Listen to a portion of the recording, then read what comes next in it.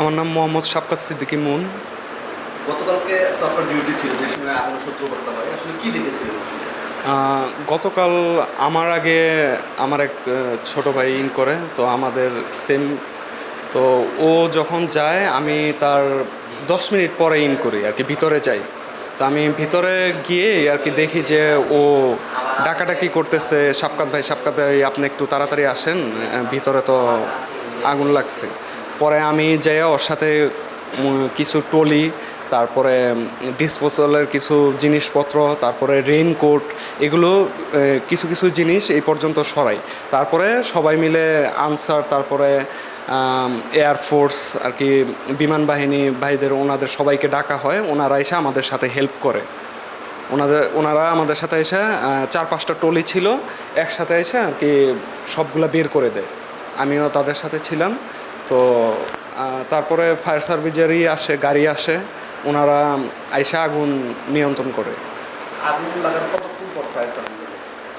আগুন লাগার মোটামুটি ভালোই কিছুক্ষণ সময় লাগছে, 15 মিনিটের মতো, কারণ একটা গাড়ি ওই পাশের গেট দিয়ে ঢুকতেছিল না আর কি, আটকে পড়ছিল।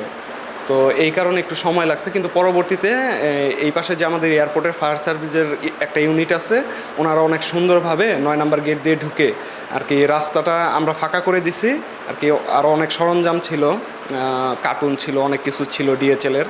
তো ওগুলো আমরা রাস্তা থেকে এক সাইড করে রাখছি। তো এক সাইড করে রাখার পর ওনারা সুন্দরভাবে গাড়িটা নিয়ে এসে আগুন নিয়ন্ত্রণ করতে মোটামুটি সক্ষম হয়েছে। কীরকম, যেখানে আগুন লেগেছিল কীরকম মালামাল ছিল এখানে? মোটামুটি ভালোই আর কি, অনেকগুলো মালামাল ছিল যেগুলা কিছুদিন পরে, 2-1 দিনের মধ্যেই শিপমেন্ট থেকে বের হইতো আর কি, ডিসপোজ করা হইতো। তো ওই জিনিসগুলা আর কি, রোল সহ, তারপর আপনার ব্যাগ ছিল, শিপমেন্টের ব্যাগ ছিল, কার্টুন ছিল কিছু। এই জিনিসগুলোর মধ্যে আর কি ইলেকট্রিক শর্ট সার্কিটও ছিল আর কি, সব কিছু মিলে আর কি মোটামুটি ভালো একটা আগুন লেগে যায়, যে কারণে আমরা ফায়ার যে অ্যাডজাস্ট আছে ওইটা দিয়ে আমরা কন্ট্রোল করতে পারিনি। আপনাকে ফায়ারের জন্য কি ব্যবহার করেছিলেন? হ্যাঁ, আমাদের আনসার ভাইরা এবং বিমান বাহিনীর ভাইরা ওনারা ব্যবহার করছে, কিন্তু আমরা ভিতর পর্যন্ত, আমাদের যে এইটা ছিল ভিতর পর্যন্ত যাইতে আমরা সক্ষম হইনি। তখন আগুনের তাপমাত্রা অনেক ভয়াবহ ছিল। তারপর কতজনের মতো ছিলেন? আমরা আর কি সব মিলিয়ে আমরা 20-25 জনের মতো ছিলাম, সব ভাইরা মিলিয়ে। আর এমনি আমাদের শিফটিং ডিউটির মধ্যে আমরা ছিলাম 2 জন। আর তার আগে আমরা 2 জনকে, ওই যে ও 2 জনকে ছেড়ে দিছি। আচ্ছা, মানে মালামালের ক্ষতি হচ্ছে, আনুমানিক কত টাকার মতো মালামাল? এটা তো আনুমানিক বলতে পারতেছি না, কিন্তু মোটামুটি 3/1 নষ্ট হয়েছে। টোটাল কয়টা কন্টেনার ছিল? টোটাল ওইখানে 2টা কন্টেনার ছিল, একটা কন্টেনার ডিএচএলের, আরেকটা কন্টেনার আদার্স, অন্য পার্সোনালের। তো ডিএচএলেরটাই একটু সমস্যা হয়েছে, অন্য কোনো কারো কন্টেনারে কোনো সমস্যা হয়নি আর কি। আমরা হইতেও দিইনি, আমরা সাথে ছিলাম, তো আমরা ত্রিপল সব কিছু সরিয়ে আর কি মোটামুটি রান করার জন্য তৈরি করছি জায়গাটা। এই কারণে অন্য কোনো শিপমেন্টে আগুনটা ছড়াইতে পারে না তাড়াতাড়ি। তো আপনার কাছে কি মনে হয় আগুনটা কি থেকে লাগতে পারে আসলে? এটা তো আসলে সঠিকভাবে ওইভাবে বলতে পারতেছি না, কিন্তু তারপরেও যতদূর মনে হয় শর্ট সার্কিট বা কোনো কিছু একটা হইতে পারে। তো কন্টেনার, এখানে কন্টেনারের মধ্যে শর্ট সার্কিটের সম্ভাবনা কি? এখানে অনেকগুলো কারেন্টের তার আছে আর কি, দেওয়ালের সাথে লাগানো এবং কন্টেনারের সাথেও লাগানো। তো এখন আগুনের উৎপত্তিটা যেখান থেকে হয় ওইখান থেকে ডিরেক্ট তারে লাগে। তো এই তারগুলা হচ্ছে, এক হচ্ছে ক্যামেরার, আমাদের ডিএচএল ক্যামেরার, এবং বাহিরের ওই পাশের শিপমেন্টের এরিয়ার লোকজন এই পাশ থেকে মিটার নিয়ে ওই পাশে তার নিচ্ছে আর কি। এই হচ্ছে কারেন্টের তারের বিভিন্ন কন্টেনার। হ্যাঁ, এই কন্টেনারের ভিতরে কি শর্ট সার্কিটের কোনো জিনিস ছিল যে এই সেটা থেকে শর্ট সার্কিট আসলে হতে পারে?